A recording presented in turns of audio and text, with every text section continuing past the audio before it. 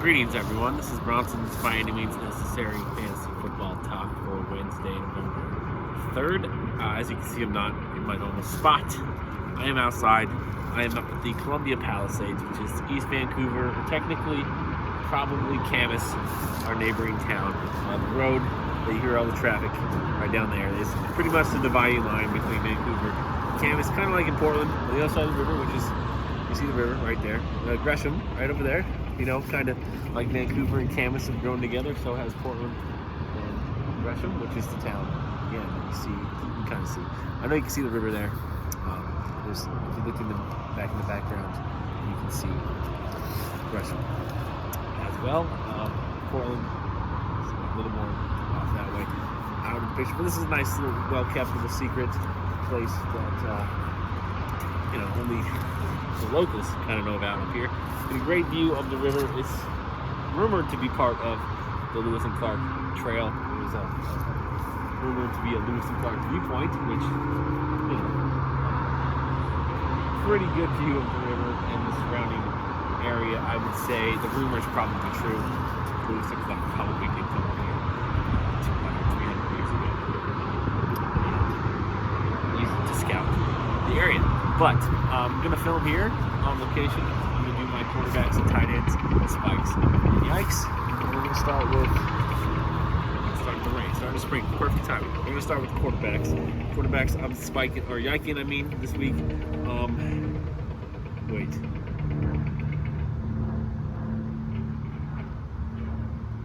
I did this wrong.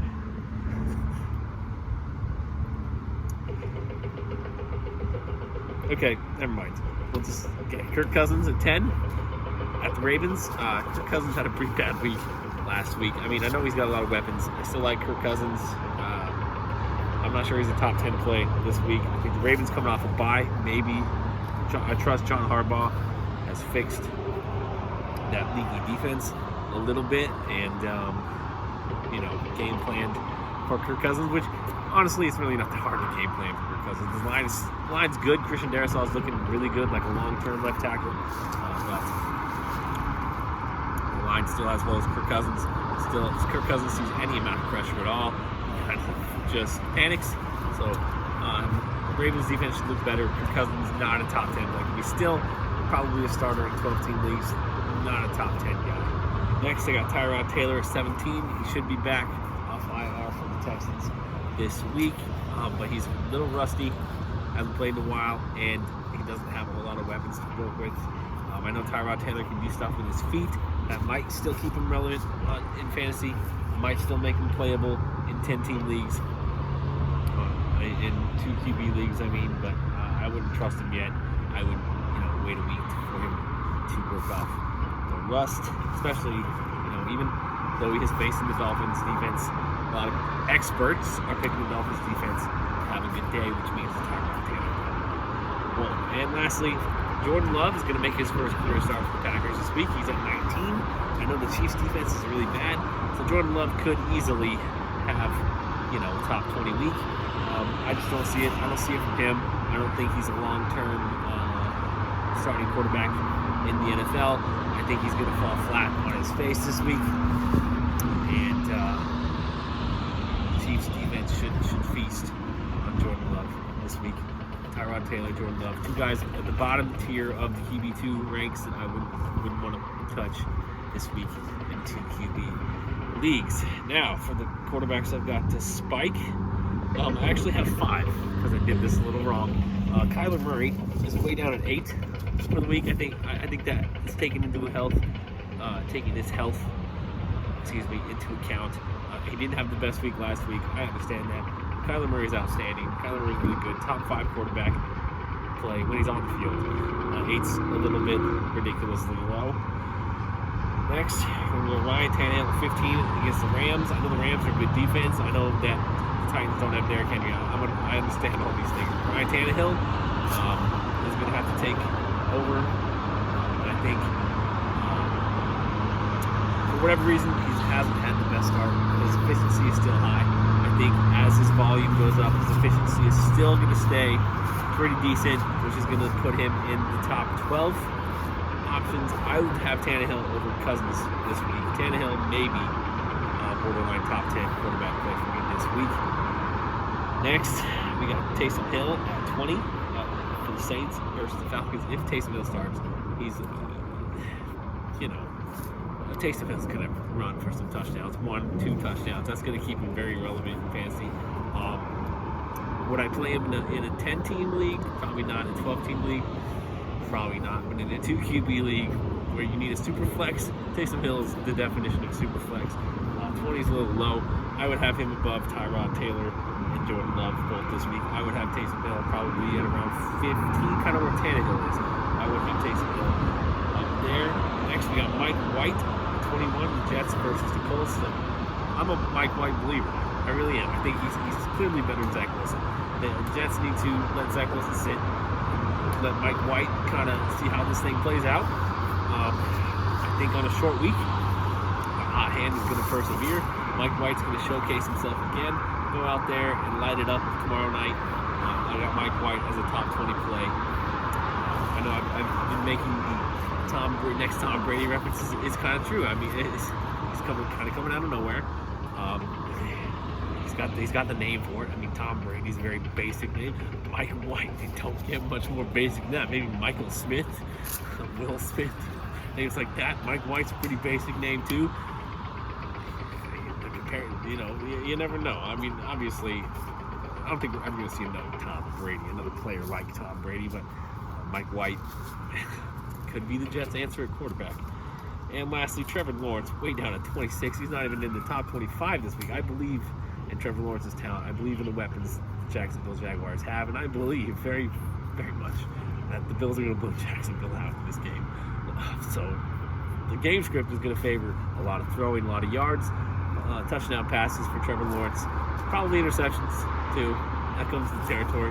But I think Trevor Lawrence easily is in the top 20 conversation this week. Again, you got Tyrod Taylor and Jordan Love in the top 20. I wouldn't touch them in 2 QB leagues. But Trevor Lawrence, I'm starting Trevor Lawrence in Superflex 2 QB league this week. I'm amazed that there's nobody else in this park right now, this place right now. It's beautiful. Beautiful. You can even see all the fall foliage, which is something I've been noticing a lot more now since I came back from New England, because I'm here my whole life, or New England.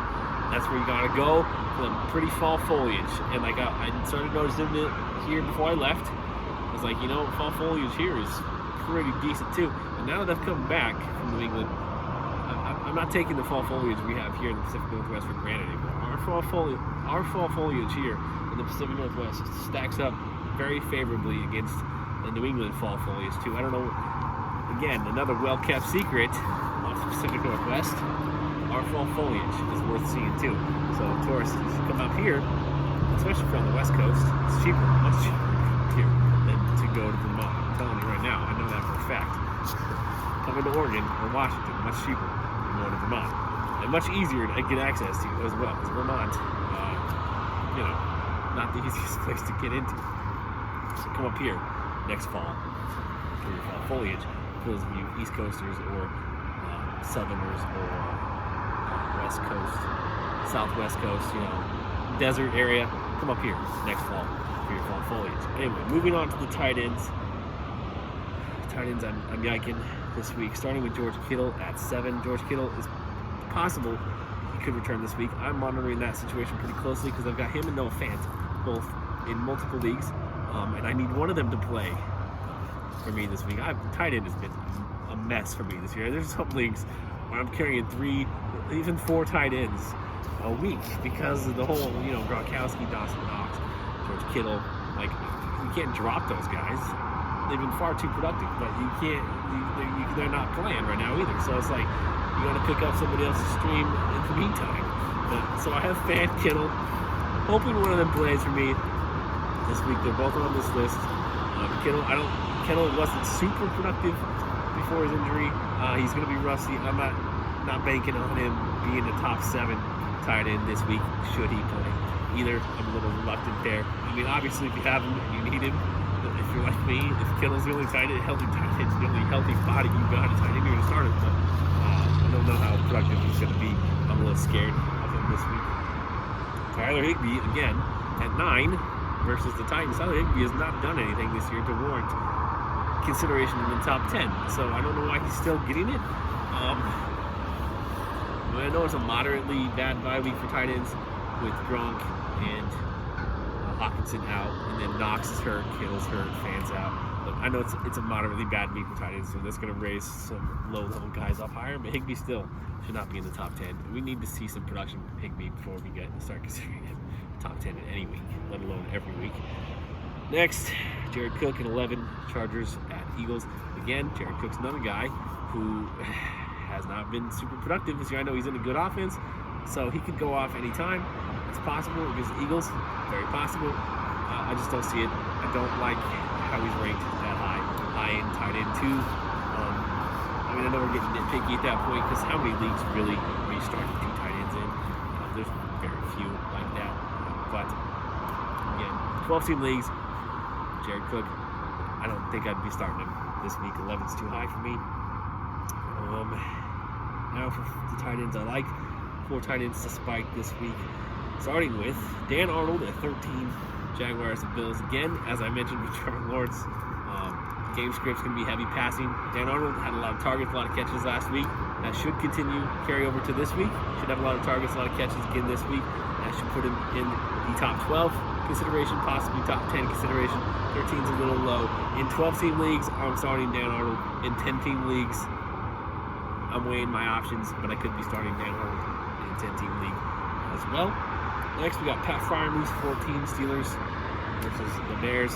As I mentioned yesterday in my waiver wire video, Pat Freiermuth is going to fill the Juju Smith-Schuster role. And especially in this week, in a bad week for tight ends, as I mentioned minutes ago, Pat Freiermuth is a top 10 player for me. I think he's going to be productive and he might find the end zone again. Then we got Noah Fant, the Broncos, way down to 16 at the Cowboys. The reason for him being down this low, obviously, he tested positive for COVID. He could potentially not play, but I think he's vaccinated from all the reports I'm seeing. He only has to test negative twice, and he's going to get tested daily, so he could easily make it back in time for the game Sunday.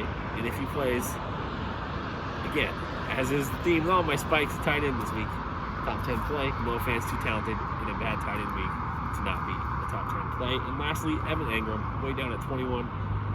Giants versus the Raiders. With all the wide receiver mess injuries the Giants have right now, Evan Engram could be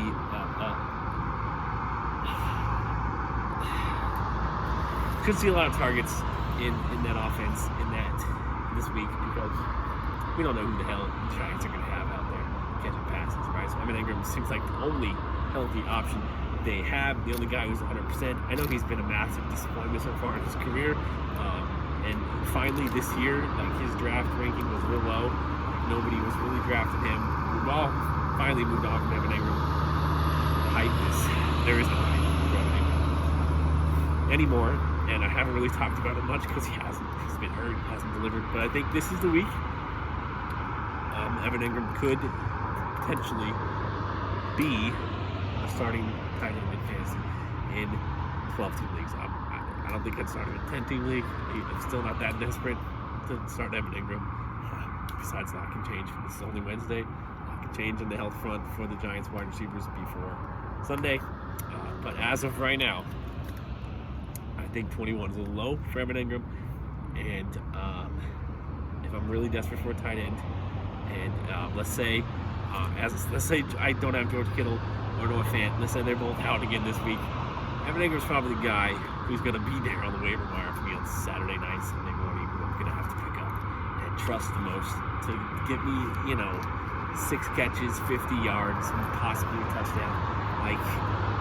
You can't expect too much from a tight end unless you've got one of those, top 5 or 6 guys.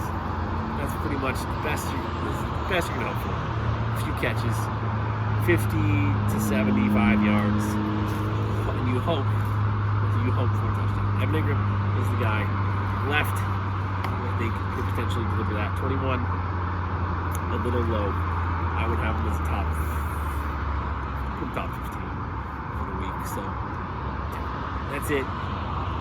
Pushing 15 minutes here again. Hope you guys have enjoyed this view as much as I have. And I'm still amazed that after 15 minutes, there has not been a single person who has come up here.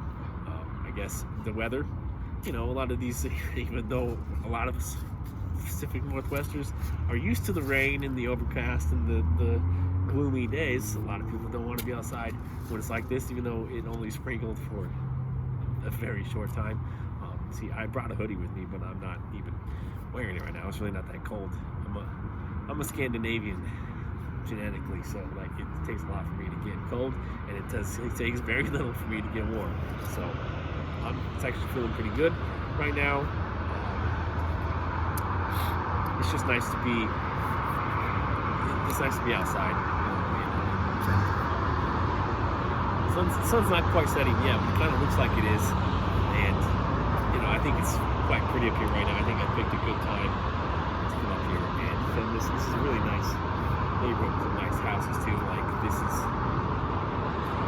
I wouldn't say it's like the highest class neighborhood in the area, but it's definitely